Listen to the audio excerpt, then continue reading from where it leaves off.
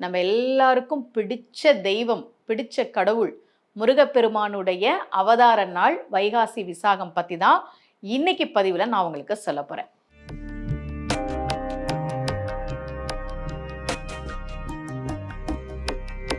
ரகசிய உண்மைகள் சேனலை பார்த்து கொண்டிருக்கும் உங்கள் அனைவருக்கும் சுமதி ஸ்ரீயின் அன்பு வணக்கம். முருகன் யாருக்கு தான் பிடிக்காது? நிறைய முருக பக்தர்கள் உலகம் முழுக்க இருக்கிறாங்க. நான் விஜய் டிவியில் சூப்பர் சிங்கரில் முருகன் பற்றி பேசின வீடியோக்கள் வந்து நிறைய பேர் வாட்ஸ்அப் குரூப்பில் ஷேர் பண்ணியிருந்தாங்க. சோஷியல் மீடியாவில் நிறைய பேர் ஸ்டேட்டஸில் வச்சுருந்தாங்க. நான் சொற்பொழிவுகளுக்காக போகும்போது நிறைய பேர் அம்மா நாங்கள் உங்களுடைய முருகன் வீடியோ பார்த்தோம், அதை வந்து நாங்கள் ஃபாலோ பண்ணுறோம் அப்படின்னு சொல்கிறாங்க. எனக்கு ரொம்ப மகிழ்ச்சி. நம்முடைய முருகப்பெருமான் அவதாரம் செய்த நாள் வைகாசி விசாகம். 9ஆம் தேதி வைகாசி விசாகம். கேலண்டரில் அப்படி தான் போட்டிருக்கோம். 8ஆம் தேதியே மதியானத்துக்கு மேலே மாலையில் விசாக நட்சத்திரம் தொடங்குது. உங்கள் ஊரில் சில கோவில்களில் முதல் நாள் அபிஷேகம் பூஜையெல்லாம் வச்சுருப்பாங்க. சில கோவில்களில் அடுத்த நாள் காலையில் இருக்கும். அது நீங்கள் போகிற கோவிலில் எப்போ பூஜை அப்படின்றத பார்த்துட்டு அந்த நேரத்தில் போய் நீங்கள் முருகனை கும்பிடுங்க. ரொம்ப ரொம்ப ரொம்ப விசேஷமான நாள். தமிழ் கடவுள் முருகன் அவதாரம் செய்த நாள் வைகாசி விசாகம். முருகப்பெருமான் எதுக்காக அவதாரம் பண்ணார்? நம்ம எல்லாருக்கும் நல்லது பண்றதுக்காக தான் அவர் அவதாரம் செய்தார். சூரபதுமனை அழிக்கிறதுக்காக முருகப்பெருமான் அவதாரம் செய்தார் அப்படின்னு நம்ம கந்தபுராணத்துல பார்க்குறோம். சூரபதுமன் அப்படின்னா அது ஒரு வடிவம் இல்லையா? ஒரு அரக்கனுடைய வடிவம். நம்ம வாழ்க்கையில எதெல்லாம் நம்மளை கஷ்டப்படுத்திட்டு இருக்கோம், வறுமையா இருக்கலாம், நோயா இருக்கலாம், கல்யாணம் ஆகலையேன்ற கவலையா இருக்கலாம், அல்லது நடந்த கல்யாணம் நல்லா இல்லையேன்ற கவலையா இருக்கலாம், குழந்தை இல்லையேன்ற வருத்தமா இருக்கலாம். எதெல்லாம் நம்ம வாழ்க்கையில நம்மளை கஷ்டப்படுத்திட்டு இருக்கோ அதிலிருந்து நம்மை மீட்கக்கூடிய கலியுக வரதன், கலி கல்மிஷ நாசினின்னு பேரு முருகப்பெருமானுக்கு. இந்த கலியுகத்துல மக்கள் படக்கூடிய அத்தனை துன்பங்களிலிருந்தும் அவர்களை மீட்டெடுப்பதற்காக முருகப்பெருமான் அவதாரம் செய்தார். அந்த நாளில் முருகப்பெருமானை நாம நிச்சயமா கும்பிடணும். நம்ம தொடர்ந்து முருகனை கும்பிடுறவங்க தான் செவ்வாய்க்கிழமைக்கு விரதம் இருப்போம், கிருத்திகைக்கு விரதம் இருப்போம், சஷ்டிக்கு விரதம் இருப்போம். இருந்தாலும் எல்லாத்துக்கும் மகுடம் வச்ச மாதிரி ஒரு நாள் எதுனா முருகப்பெருமான் அவதாரம் செய்த அந்த நாள். அருவமும் உருவமும் ஆகி அனாதியாய் பலவாய் பிரம்மமாய் நின்ற ஜோதி பிழம்பதோர் மேனியாக கருணை கூர் முகங்கள் ஆறும் கரங்கள் 12 கொண்டே ஒரு திரு முருகன் வந்தங்கு உதித்தனன் உலகம் உய்ய என்று கச்சியப்பர் ரொம்ப அழகா முருகப்பெருமானுடைய அந்த அவதாரத்தை பாடுகிறார். வாழ்க்கையில என்னென்ன பிரச்சனைகள் இருக்கோ அதுல இருந்து நீங்க இருக்கு. ஏன்னா இப்ப ஜாதகம் பார்க்கும்போது நமக்கே தெரியும் இவங்க ஜாதகப்படி இதெல்லாம் வந்து இப்போ சொந்த வீடு அமைகிறது ரொம்ப தாமதமாகும் நிறைய பேருக்கு, கல்யாணம் நிறைய பேருக்கு ரொம்ப தாமதமாகும். இந்த மாதிரி ஜாதகத்தில் சில பிரச்சனைகள் இருக்கும். ஜோதிடராக எனக்கு அது தெரியும்.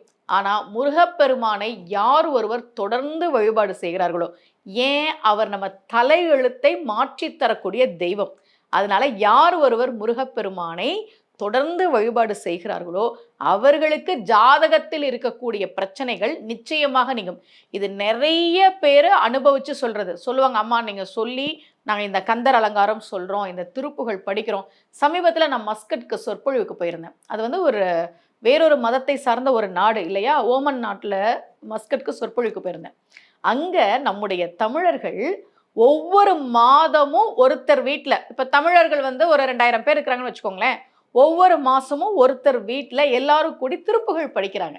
எனக்கு ரொம்ப மகிழ்ச்சியாக இருந்தது. மஸ்கட்டில் வைகாசி விசாகம் சொற்பொழிவுக்கு என்னை கூப்பிட்டுருக்கும் போது, அம்மா நாங்கள் எல்லாரும் ஒவ்வொருத்தர் வீட்டில் மாதம் ஒரு நாள் திருப்புகள் பாராயணம் பண்ணுறோம் அப்படின்னாங்க. எனக்கு ரொம்ப மகிழ்ச்சியாக இருந்தது. யார் ஒருவர் திருப்புகள் படிக்கிறாங்களோ, இந்த திருப்புகள், கந்தர் அலங்காரம், கந்தர் அனுபூதி இதெல்லாம் படித்தா அவங்க வாழ்க்கையில் நல்லா இருப்பாங்க. நிறைய பேர் என்கிட்ட சொல்லியிருக்கிறாங்க, இந்த கந்தர் அலங்காரம் பாட்டு நீங்கள் சொன்ன திருப்புகள்லாம் சொல்லி எங்களுடைய பிரச்சனைகள்லாம் சரியாச்சுன்னு. ஏன் அதெல்லாம் சரியாகும் தெரியுமா? வைகாசி விசாக சிறப்பு பதிவில் நான் உங்களுக்கு சொல்கிறேன். அருணகிரியாருடைய பாட்டுக்கு அப்படி என்ன சிறப்பு? ஏன் திருப்புகள் படித்தா ஒருத்தருடைய கஷ்டம் தீருது? அருணகிரியார் சொல்கிறார், முருகப்பெருமான் 3 இடத்துல தன்னுடைய கால் தடத்தை வச்சானாம். தாவடி ஓட்டும் மயிலிலும் தேவர் தலையிலும் என் பா அடி ஏட்டிலும் பட்டதொன்றோ. முருகப்பெருமான் 3 இடத்துல கால் வச்சான். எப்படி வச்சானா, மயில் மேல ஏறும்போது அவன் கால் மயில் மேல படும். அடுத்து தேவர்கள் எல்லாம் முருகனுடைய பாதத்துல போய் விழுந்து கிடப்பாங்களாம். எங்களை ஆசீர்வாதம் பண்ணு, எங்களை காப்பாத்து அப்படின்னு. அவனுக்கு பேரே என்ன? தேவ சேனாதிபதி. பதினா தலைவன் அர்த்தம், தேவர்களின் சேனைக்கு தலைவன். அதே மாதிரி தேவசேனா என்கிற தெய்வ யானையின் கணவன். பதினா கணவன் அப்படின்னு ஒரு அர்த்தம் உண்டு. இந்த தேவர்கள்லாம் முருகா எங்களை காப்பாத்து, முருகா எங்களுக்கு வாழ்க்கை கொடு, முருகா எங்களை ஆசீர்வாதம் பண்ணன்னு அவன் பாதத்துல போய் விழுவாங்களாம். அப்ப அவங்க தலையில அவனுடைய பாதம் படும். இது ரெண்டும் முருகன் வேணும்னு வைக்கல பாதத்தை. மயில் மேல ஏறும்போது அவனுடைய கால் மயில் மேல படும். தேவர்கள் அவன் பாதத்துல விழுந்து வணங்கும் போது அவங்க தலையில முருகனுடைய பாதம் படும். அவனே விரும்பி ஒரு இடத்துல அவன் பாதத்தை வச்சான். அது எங்க தெரியுமா? அருணகிரியார் சொல்றார், என் பா அடி ஏட்டிலும். நான் பாடின பாடல்களுக்கு மேல முருகன் அவன் திருவடியை வச்சான் அப்படின்னு அருணகிரியார் சொல்றார். அதனாலதான் அருணகிரியார் பாடின பாடல்களை நம்ம படிக்கும்போது முருகனே அவனுடைய கால் பாதத்தை வைத்து அருள் செய்த பாடல்கள் என்பதால் ஜாதகத்துல எவ்வளவு பிரச்சனை இருந்தாலும் நம்ம திருப்புகழ், அனுபூதி, அலங்காரம் படிக்கிற போது அந்த பிரச்சனைகள் தீரும் என்பது நம்பிக்கை. இப்போ ஒரு சந்தேகம் வரும். திருப்புகழ் நிறைய பாடியிருக்கிறாரு, கந்தர் அலங்காரம் அதற்கு ஒரு 100 பாட்டு, இதுலலாம் முதல் பாட்டில் தானே முருகனுடைய கால் பட்டிருக்கும். அப்போ முதல் பாட்டை மட்டும் படித்தா போதுமா? கடைசி பாட்டெல்லாம் படிக்க வேணாமான்னு நமக்கு ஒரு சந்தேகம் வரும்ல. அதனால தான் அருணகிரியார் இதில் தெளிவுபடுத்துகிறார். என் பா அடி ஏட்டிலும், அடி ஏட்டிலும் பாட்டில் மட்டும் அவன் கால் வைக்கல, கடைசி பாட்டு அடியில இருந்த அந்த பாட்டு வரைக்கும் அவன் கால் பாதத்தை வச்சு வச்சு வச்சு வச்சு முருகன் கொடுத்தானா. அப்போ நம்ம திருப்புகழை கையில எடுக்கும்போது எப்படி எடுக்கணும்? இது முருகப்பெருமானுடைய திருவடிப்பட்ட பாடல், அந்த உணர்வோட நம்ம எடுக்கணும். அருணகிரியார் சொல்றார், 3 இடத்துல முருகன் காலை வச்சான். அதுல மற்ற 2 இடங்கள் யதார்த்தமாக கால்பட்டவை. ஆனால் அவர் பாடிய பாடல்களின் மீது முருகப்பெருமானை விருப்பப்பட்டு தன்னுடைய காலடியை, கால் தடத்தை வைத்த காரணத்தால் அன்றைய தினம் வைகாசி விசாகம் அன்னைக்கு உங்களுக்கு தெரிஞ்ச திருப்புகள் சொல்லுங்க, உங்களுக்கு தெரிஞ்ச முருகன் பாடல்கள் பாடுங்க, கந்தசஷ்டி கவசம் படிங்க. எதுவுமே செய்ய தெரியாது, எதுவுமே சொல்ல தெரியாது, இல்லை எங்களுக்கு வேலைக்கு போகிறோம், நேரம் இல்லை, உடம்பு சரியில்லை, உட்காந்து கந்தசஷ்டி கவசம்லாம் படிக்க முடியாது அப்படின்னா ஓம் சரவண பவன் சொல்லுங்க, முருகா முருகான்னு சொல்லுங்க. முருகப்பெருமானுடைய அவதார நாளில் நாம் அவனை வணங்குகிற போது திட்டியவர்களையும் வாழ வைக்கிற தெய்வம் முருகப்பெருமான். கொல்லணும்னு வந்த சூரபதுமனையும் கூட கொல்லாமல் சேவலாகவும் மயிலாகவும் மாற்றி தன்னுடனேயே வைத்திருக்கக்கூடிய கருணாமூர்த்தி முருகப்பெருமான். மூவிரு முகங்கள் போற்றி, முகம்பொழி கருணை போற்றி, ஏவரும் துதிக்க நின்ற ஈராறு தோள் போற்றி, காஞ்சி மாவடி வைகும் செவ்வேள் போற்றி, சேவலும் மயிலும் போற்றி.